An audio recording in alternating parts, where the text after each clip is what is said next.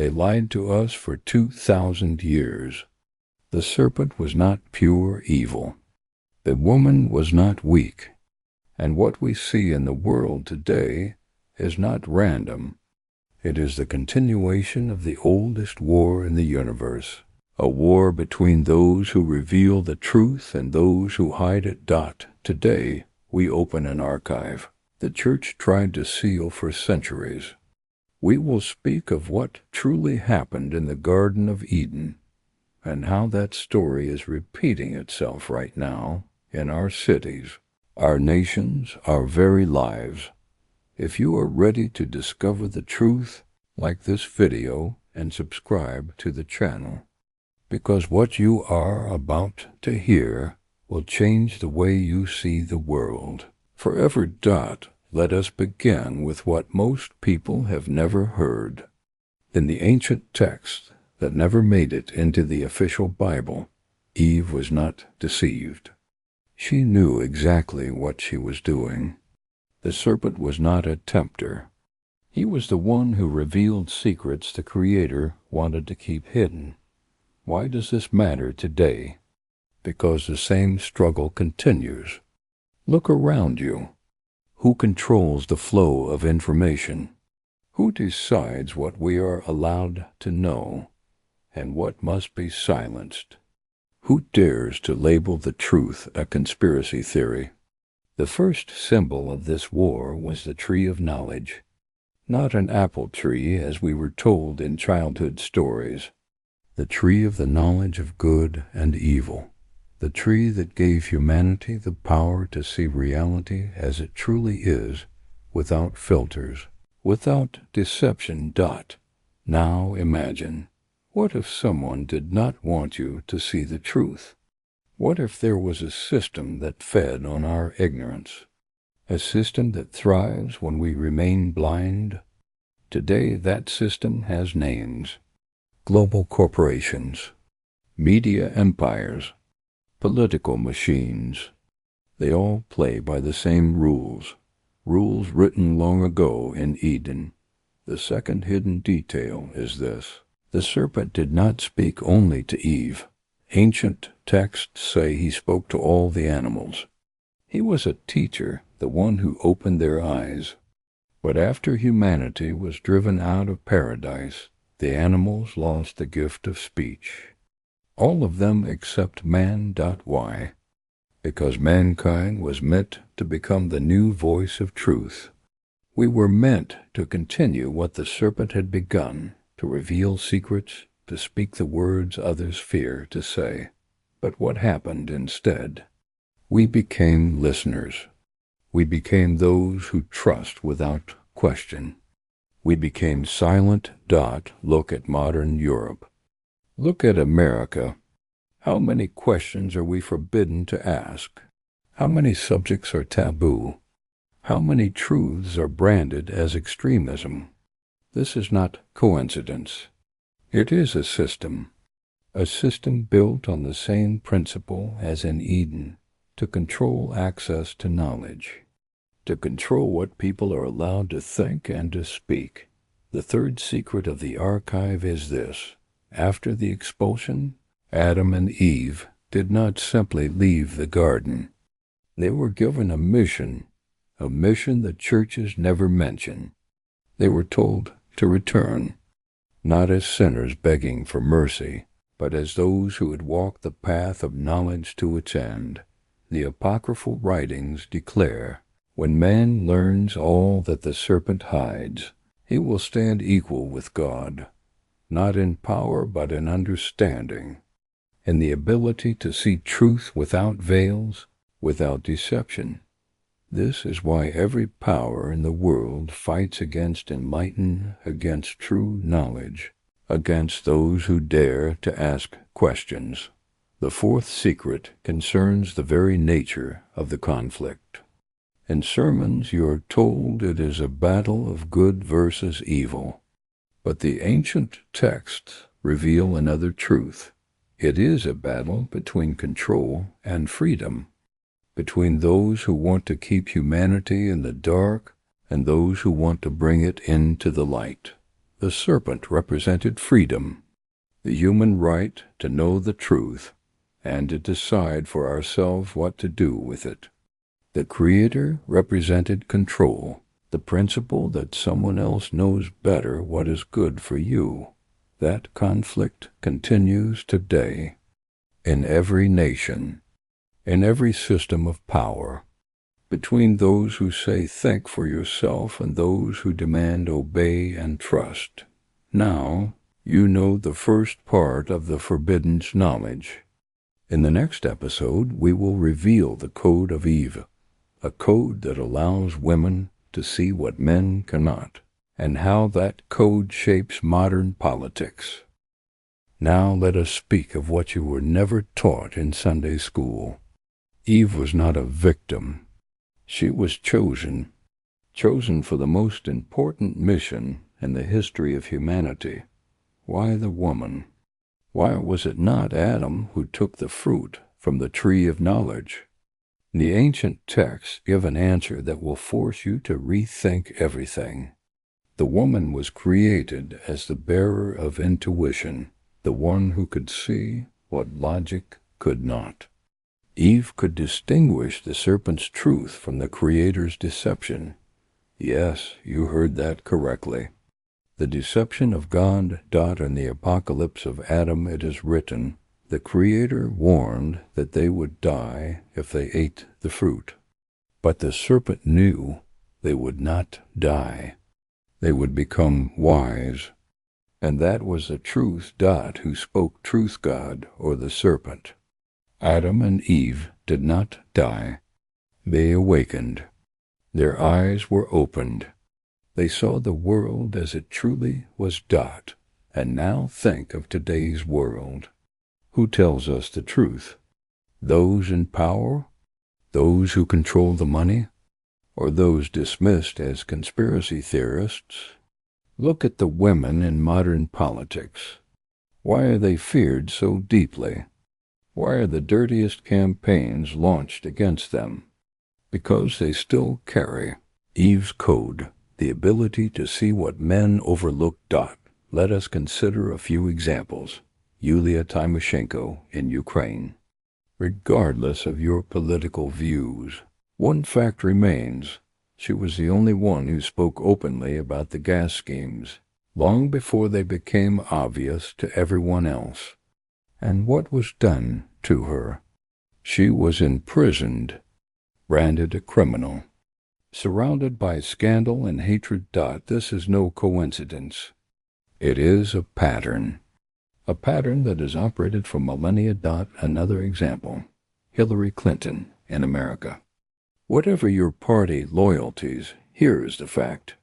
She warned about Russian interference years before others admitted it. And what was done to her? She was turned into a symbol of corruption. But what was really happening? She was moving too close to a truth the powerful did not want revealed. A third modern case, Angela Merkel and her warnings about Europe's dependence on energy. For 30 years she built a strategy to shield the continent. And what happened? She was called naive when Putin invaded Ukraine. But who was truly naive? The one who foresaw the crisis and prepared for it, or those who believed aggression was impossible in the 21st century. Now the most important question, have you noticed Eve's code working in your own life? Eve's code does not operate only in politics. It is at work in science, in journalism, in art. Women perceive connections where men see only isolated facts, but there is another secret few know. In the ancient texts, Eve did not merely eat the fruit. She preserved the seed of the tree of knowledge, and she passed it to her daughters through the generations. That is why in every age there appear women who see what others cannot, women who speak unwelcome truths, women whom systems of power try to silence or destroy. In Russia, it was Anna Politkovskaya, a journalist who exposed crimes in Chechnya. She was murdered. In Malta. Daphne Caruana Galizia, a journalist who investigated political corruption. She was killed in a car bomb. In Saudi Arabia. Lujan al-Hathlao, an activist who fought for women's rights. She was imprisoned and tortured. All of them carried Eve's code. The ability to see truth where others accept only the official version. But the most terrifying secret of Eve's code is not that women see the truth. It is that the system knows this and prepares countermeasures. Look at how the image of women has changed in modern culture. Instead of being portrayed as wise bearers of hidden knowledge, they are depicted as consumers, as beings interested only in fashion, cosmetics, and entertainment. This is no accident. It is a deliberate strategy. The system seeks to erase Eve's code by reducing women to shallow creatures, disconnected from serious questions, but the code cannot be destroyed. It is passed from mother to daughter, from grandmother to granddaughter. It lives in the women who dare to ask questions, in those who refuse to trust the official stories. Perhaps this code lives in you. Perhaps you too see what others do not. Perhaps you too sense that you are being deceived. Trust that feeling. It is your inner knowledge, your connection to the wisdom the system tries so desperately to hide.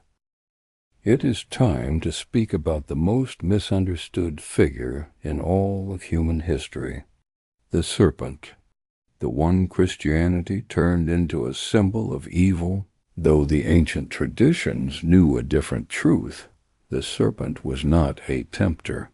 He was a teacher.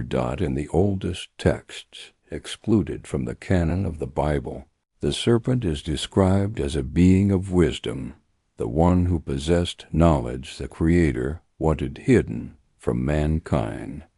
But why?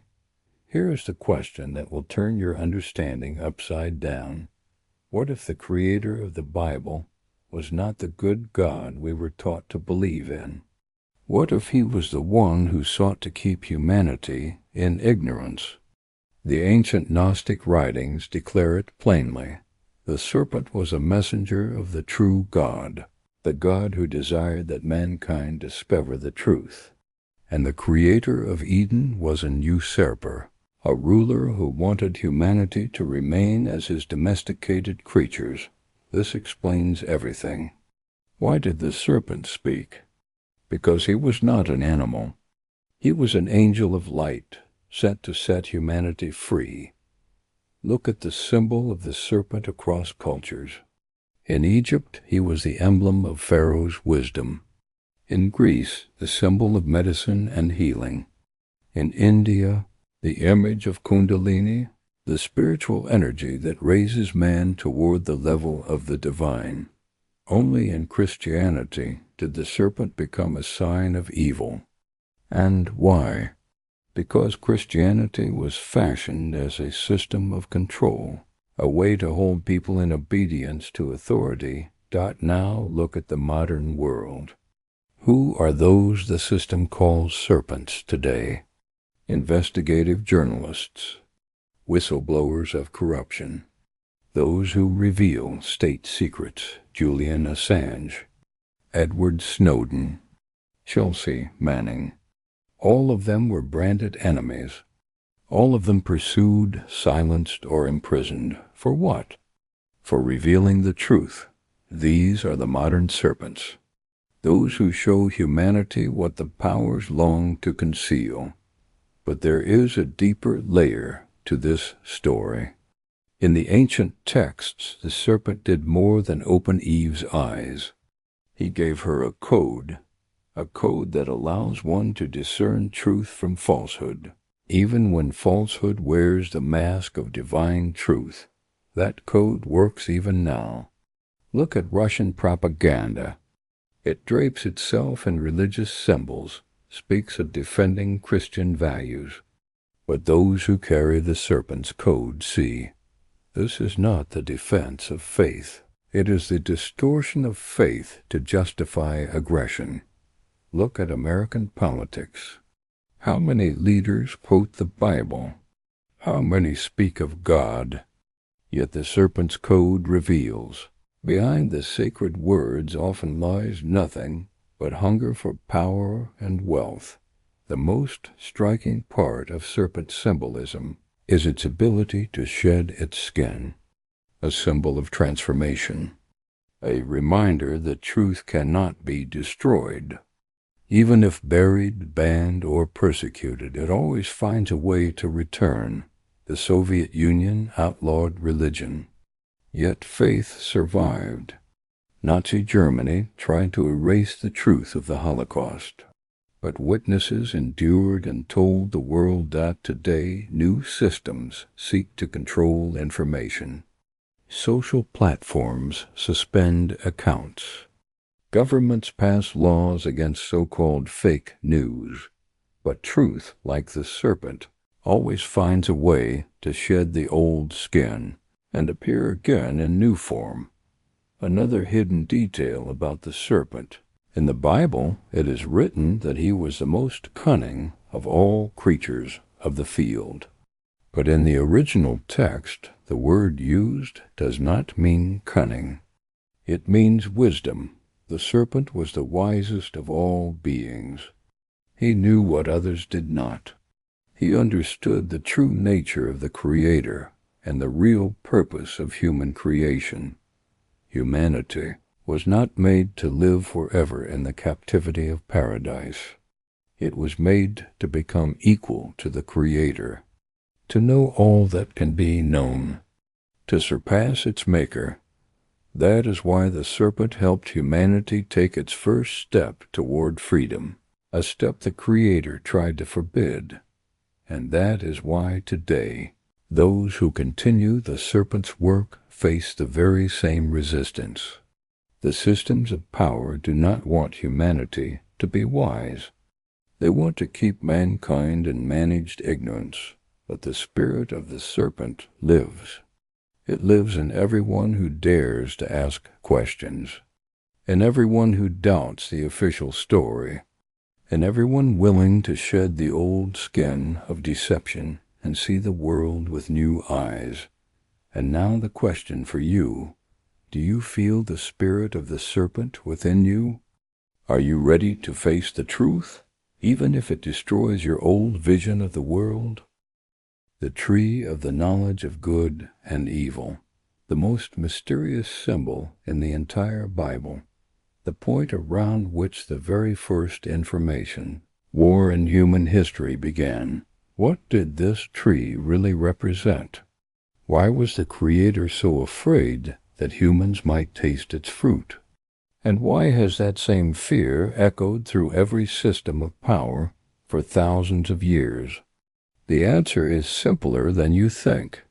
The tree of knowledge was a metaphor for access to information, for the knowledge that allows a person to judge for themselves what is good and what is evil.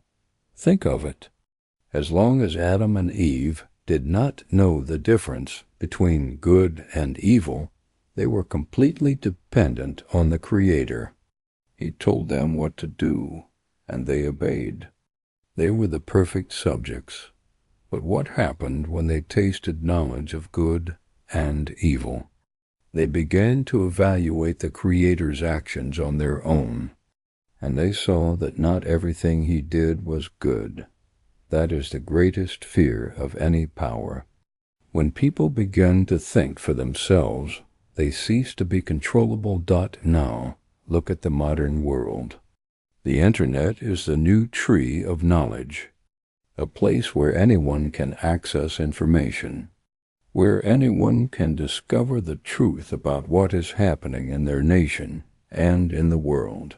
And what does authority do? It tries to control access.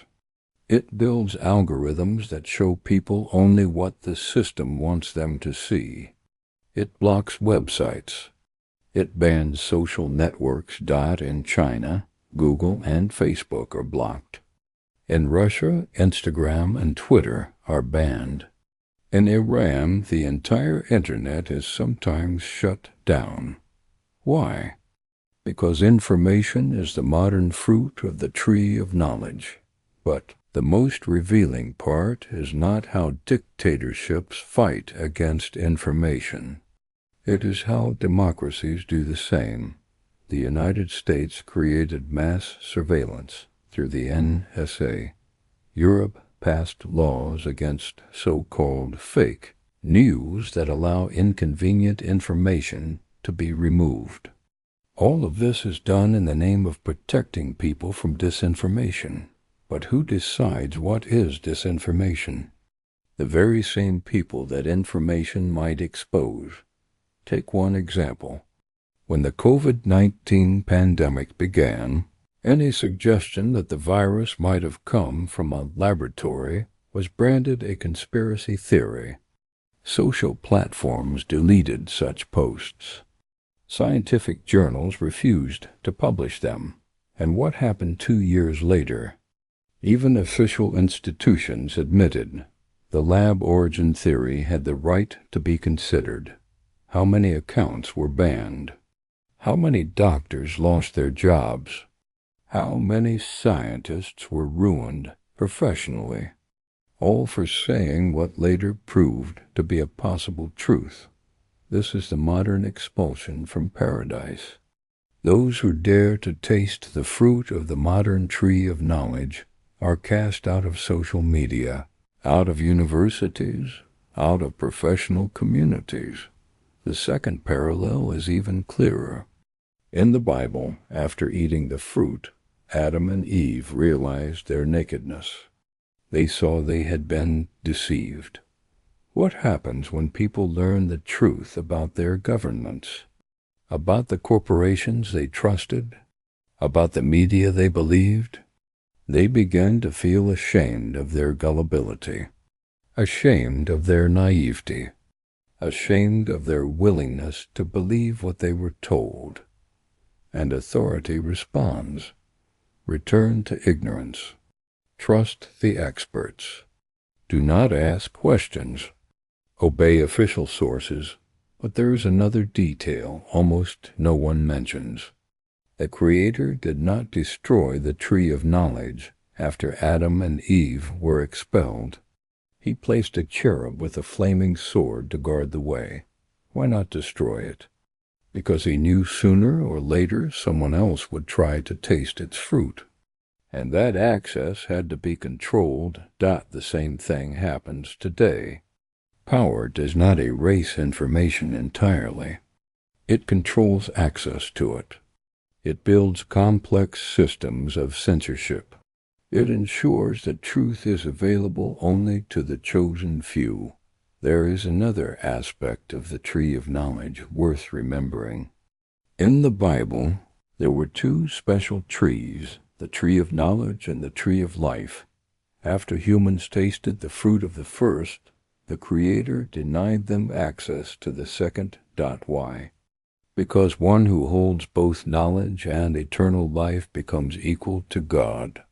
And such a being cannot be controlled. Today, we see the same pattern. Life extension technologies are being developed in secret laboratories. The best medical treatments are reserved for the wealthiest. The most guarded information is locked in the deepest archives. The system does not want ordinary people to have both knowledge and long life, because then they would no longer be governable. Subscribe to the channel to discover who guards today's trees of knowledge and how they do it. After humanity was cast out of paradise, the Creator did not destroy the tree of knowledge. Instead, he placed cherubim with flaming swords to guard the way. Why? Because control over knowledge is control over power. Today, these cherubim bear different names, but their mission is the same: to keep ordinary people from reaching true information. Who are the modern cherubim? They are not angels with wings. They are Google's algorithms, Facebook moderators, Wikipedia editors, fact-checkers of giant media corporations. Sounds like a conspiracy theory? Then let us look at the facts. Google processes more than 8 billion searches every single day. But tell me, do you know anyone who clicks past the third page of results? That means Google's algorithm decides what you see and what you never will. And who controls this algorithm? A small group of engineers in Silicon Valley. What are their values? What are their political beliefs? To which governments are they loyal? These few people have more power over information than any government in human history. And no one elected them. No one oversees them. Facebook has more than 3 billion users. That is more than the populations of China and India combined. But who decides which posts you see in your feed? An algorithm written by only a few dozen people. Those few can determine the outcome of elections anywhere in the world, simply by showing one group of voters one story, and another group a different one. And this has already happened. Studies showed that social media algorithms can shift election results by 2 to 3%. In most nations, that margin is enough to change the winner. A third example, Wikipedia. It seems like an open encyclopedia where anyone can edit. But in reality, 90% of the content is created by less than 1% of users. Who are these people? What drives them? Can they truly be trusted on issues where massive political or financial interests are at stake? Try searching Wikipedia for critical information about major pharmaceutical corporations, or about the real causes of wars in recent decades. You will find only the official narrative. And now the most dangerous example. Fact-checkers. Organizations that claim to fight fake news. It sounds noble, doesn't it? But who funds these organizations? Corporations, governments, foundations tied to political parties, and these are the very groups deciding what is truth and what is falsehood. They can delete any information by labeling it fake, even if later it proves to be true. When the Cherubim of Eden blocked access to the tree of knowledge, at least their mission was clear.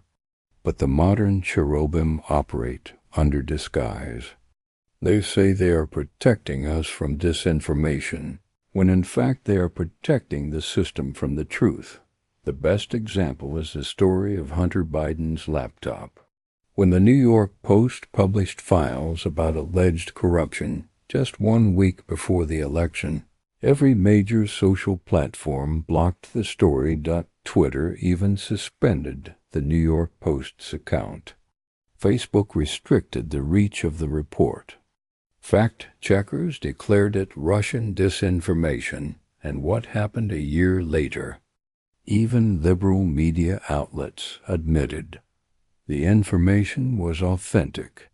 But by then it was too late. How many voters would have chosen differently if they had known? We will never know. But one fact is clear. The modern Cherubim shaped the outcome of a democratic election in the most powerful nation on earth. Yet, the most subtle tactic of the Cherubim is not open censorship. It is the creation of information bubbles. Algorithms show people only what confirms their existing beliefs. Liberals see liberal news.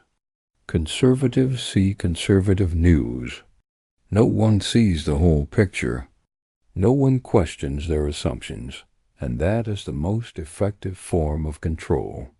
People think they have access to all the information, but in reality, they only see what the Cherubim choose for them. Another tactic is the creation of pseudo-experts, figures who appear independent, but in truth work for the system. They dismiss uncomfortable truths by appealing to their authority. During the pandemic, such pseudo-experts multiplied. They told people masks did not work, then declared they did. They promised vaccines were 100% effective, then insisted boosters were necessary. And each time their predictions proved false, they invented new explanations. But they never admitted their authority had been used to manipulate. So here is the question: how do you recognize the modern cherubim? How do you know when you are being protected from disinformation and when disinformation is being protected from you? The first sign: they never allow debate. Instead of refuting inconvenient claims with evidence, they simply erase them. The second sign: they use labels instead of arguments. Conspiracy theory, extremism, disinformation. These words have become modern spells, invoked to end all discussion. The third sign: they defend only one side. True defenders of truth expose lies everywhere. But the cherubim silence only those who threaten the system. Now, do you see how powerful this system of information control has become? Write in the comments. Have you ever witnessed information being blocked, only to discover later that it was true? The book of Revelation speaks of a time when no one will be able to buy or sell without the mark of the beast on the forehead or on the hand. For 2,000 years, theologians have argued about what this could mean. Today we can see it with our own eyes. The mark of the beast is not a mystical symbol. It is a digital identifier, a tool that allows the system to control every aspect of human life. China has already introduced a social credit system. Every citizen receives a score based on behavior. Pay your taxes on time points added. Criticize the government on social media points taken away. Those with low scores cannot buy train or plane tickets. Their children cannot enter elite universities. They cannot receive loans from banks. This is the mark of the beast in action, a system that punishes wrong thoughts and rewards obedience. But the most frightening part is not that this exists in China. The most frightening part is that similar systems are appearing across the world. In Canada, bank accounts were frozen for people who supported trucker protests. No trial, no investigation, simply because their views displeased the government. In Ukraine, security services summoned people for questioning over posts on social media. In the United States, bank accounts are closed for those whose political opinions corporations dislike. In Europe, digital passports are being introduced that track not only vaccination status, but other parts of life. Who decides what data goes into them? Who has access to this information? This is no longer the future. This is the present. The second aspect of the mark of the beast is financial control. The Bible declares that without the mark, no one will be able to buy or sell. Today we see exactly how this unfolds. Banks close accounts based on political views. Payment systems block transfers to organizations labeled undesirable. Cryptocurrency exchanges freeze assets at government request. WikiLeaks has been cut off from donations through traditional payment services. Many investigative journalists have lost access to banking. Activists across nations cannot fund their movements. And what happens when cash disappears completely? When every single transaction is monitored by the state? What will you do when you cannot buy bread because your social score is too low? The third element of the system is control over movement. In the Bible, the mark on the forehead may symbolize control of thought, while the mark on the hand may symbolize control of action. Today, every smartphone tracks your location. Cameras with facial recognition log where you go. Cars transmit data about your travels. During the COVID-19 pandemic, many nations introduced contact tracing apps. At first, they said this is temporary, only to fight the virus. But those systems remained even after the pandemic. In China, you cannot buy a train ticket without scanning a QR code. In Europe, governments plan digital passports for travel. In America, states are testing digital driver's licenses. Each of these systems may seem reasonable on its own. Together, they form a complete web of control over human life. The fourth and most chilling aspect of the mark of the beast is control of thought. In the Bible, the mark on the forehead symbolizes what a person thinks. How can thoughts be controlled? Through the algorithms of social networks, through personalized advertising, through artificial intelligence systems that know more about you than you know about yourself. Facebook detects depression before you do. Google predicts tomorrow's searches before you type them. Amazon knows what you will buy next month. These corporations do more than anticipate behavior. They shape it. By showing you the right message at the right moment, they can make you think and act exactly as they desire. And now the question, can you escape the mark of the beast? Can you live in today's world without submitting to the system of digital control? The answer is complex. Completely avoiding it is impossible, but dependence can be reduced. Use cash while it still exists. Limit your use of social media. Choose anonymous browsers and encrypted messengers, but above all protect the freedom of your mind. Do not let algorithms decide what you think. Seek information from many sources. Question the official story. The system may control your actions, but it cannot control your soul. As long as you preserve the power to think for yourself, you remain free. The story of the Tower of Babel is not just a biblical tale about human pride. It is a warning about what happens when all power is concentrated in one place. And that warning is becoming reality right now. In the Bible, the people sought to build a tower that reached the heavens, to make a name for themselves, and to prevent being scattered across the earth. They wanted one civilization under one rule. God confused their languages and scattered them. Why? Because he understood, when all human strength is united under one command, tyranny is inevitable. Today we are witnessing the construction of a new Tower of Babel. Only now it is called globalization. A small circle of corporations controls most of the world's economy. BlackRock, Vanguard, and State Street manage assets worth more than $20 trillion.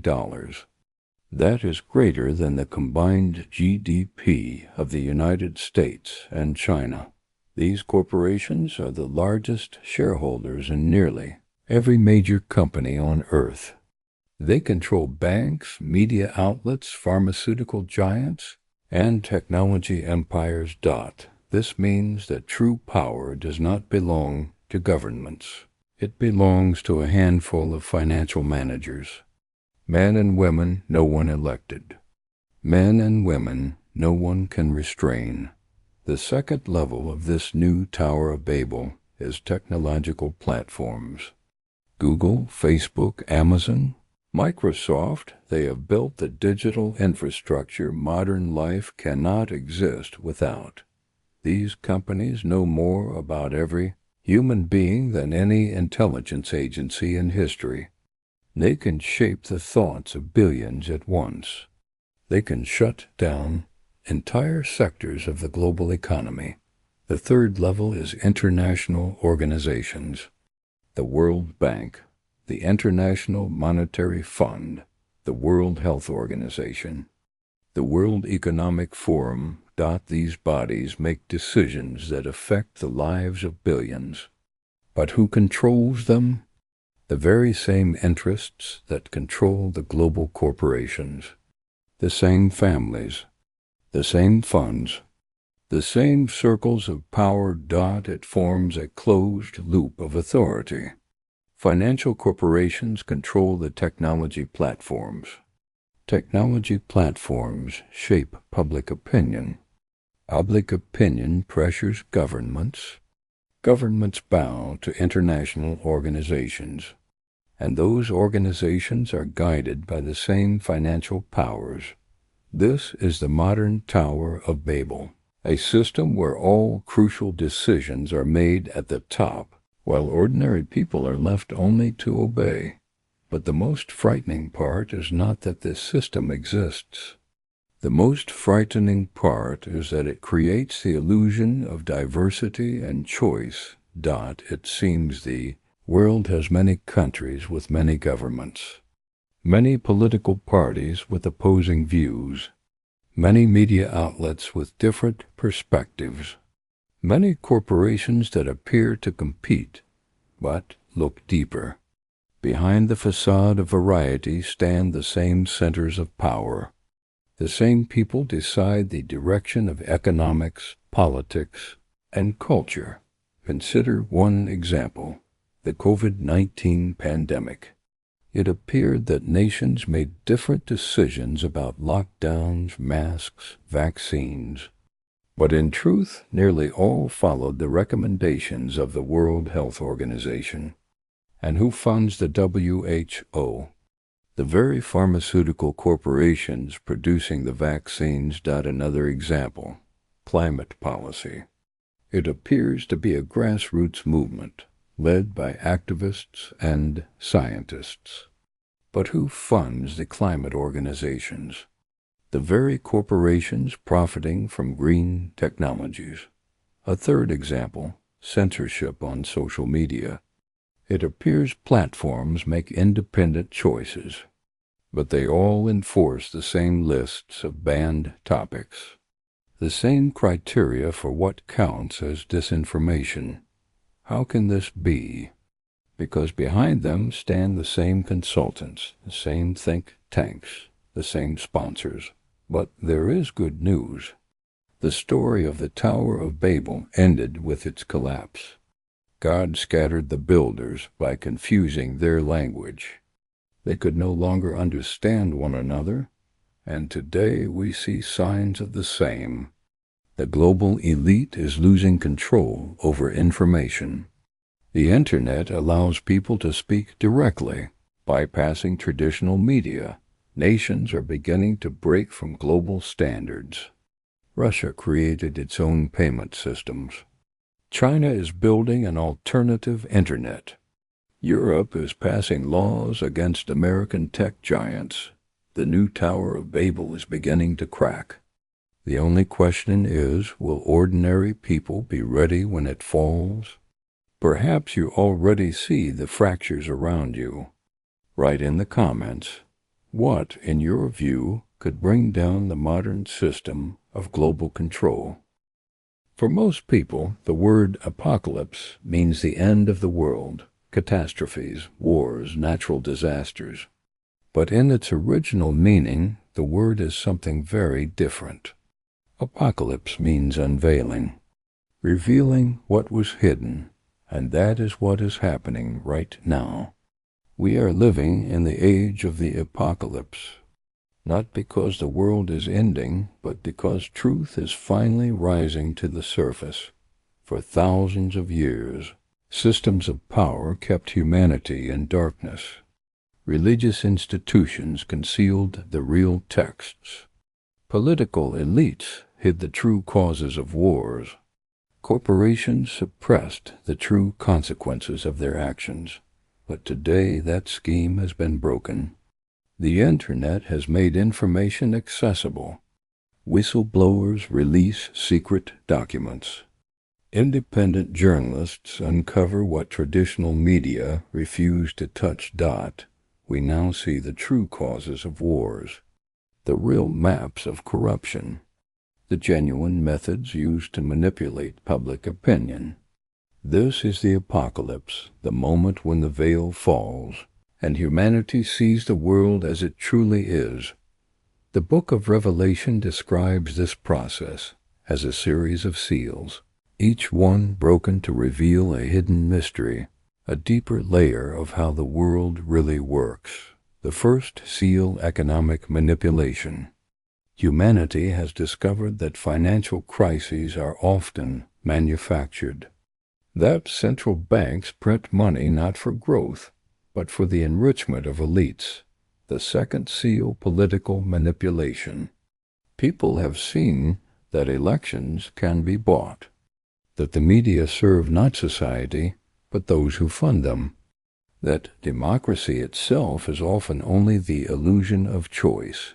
The third seal: religious manipulation. Revelations that many leaders of faith used religion for wealth and power, that sacred texts were altered, rewritten, reshaped through the centuries. The fourth seal: scientific manipulation. The realization that science is not always objective, that research is often funded by those who want particular results, that experts can be wrong or even deliberately misleading. The fifth seal: medical manipulation. Exposed most clearly during the COVID-19 pandemic, people saw that pharmaceutical corporations can hide side effects, that doctors can prescribe unnecessary treatments for profit. The sixth seal: environmental manipulation. People began to recognize that climate panic is often used to push economic agendas, that green technologies are not always as clean as advertised. The seventh seal: technological manipulation. Humanity has seen how social networks toy with emotions, how artificial intelligence can generate false stories, how digital technology is used for surveillance and control. Each broken seal brings shock. People struggle to believe they were deceived for so long. They feel anger, disappointment, fear. This is natural. The Bible calls it the Great Tribulation, not because disasters strike, but because people endure a psychological crisis when truth is revealed. Yet after tribulation comes deliverance. Once people understand how the system truly works, they can begin to change it. Old structures of control collapse. Trust in traditional authorities fades. People turn to alternative sources of information. They create new ways of organizing society. This is the real meaning of apocalypse. Not the end of the world, but the birth of a new one. A world where people know the truth and can finally make conscious choices. Of course, the old elites will not surrender without a fight. They cling to power with censorship, propaganda, intimidation. That is why the battle for information has never been so fierce. But the unveiling cannot be stopped. Too many have awakened. Too many secrets have been revealed. Too many connections are now visible. We are living in the most extraordinary moment in human history, the moment when the fate of civilization is decided. Will the old systems of control adapt to survive? Or will humanity build a truly free and just society? The answer depends on each of us, on whether we are willing to face the truth, even when it is painful, on whether we are willing to act, not just watch. The apocalypse is not the end. It is the beginning, the dawn of a new age, when humanity at last becomes truly free. We have walked a long road, from the forbidden archive of the Garden of Eden to the modern apocalypse, from the serpent as teacher to the digital cherubim, from the code of Eve to the mark of the beast. But the greatest question remains: what comes next? Where does this struggle between truth and deception lead us? What awaits humanity after every secret is revealed? The answer is hidden in the same Garden of Eden where it all began. Remember, after the exile, Adam and Eve received a task, not simply to survive in a hostile world, but to complete the journey of knowledge and return not as guilty sinners begging for forgiveness, but as those who gained the wisdom the Creator sought to conceal. Today, humanity is moving closer to that purpose. We are beginning to understand how the world is structured, who rules it, how we are manipulated, what has been hidden from us. This knowledge makes us stronger, but it also makes us responsible, because knowledge without action is only another form of slavery.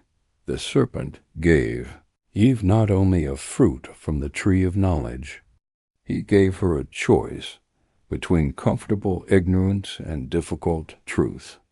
And today the same choice stands before each of us. We can return to the old way of life, trusting authorities, never asking hard questions, living in a safe world of illusions, or we can move forward, continuing to seek truth, sharing it with others, building a world founded on knowledge, not deception. The women who carry Eve's code have already chosen. They speak truth even when it is dangerous. They see what others overlook. They lead humanity toward the light. The modern serpents, the whistleblowers, have also chosen. They sacrifice comfort and safety so the world can know the truth. They show us the path back to the tree of knowledge. And what about you? Are you ready to join this struggle? Are you ready to be part of humanity's return to Eden? It will not be easy. The old systems of control will not surrender without a fight. The cherubim will guard their secrets more fiercely.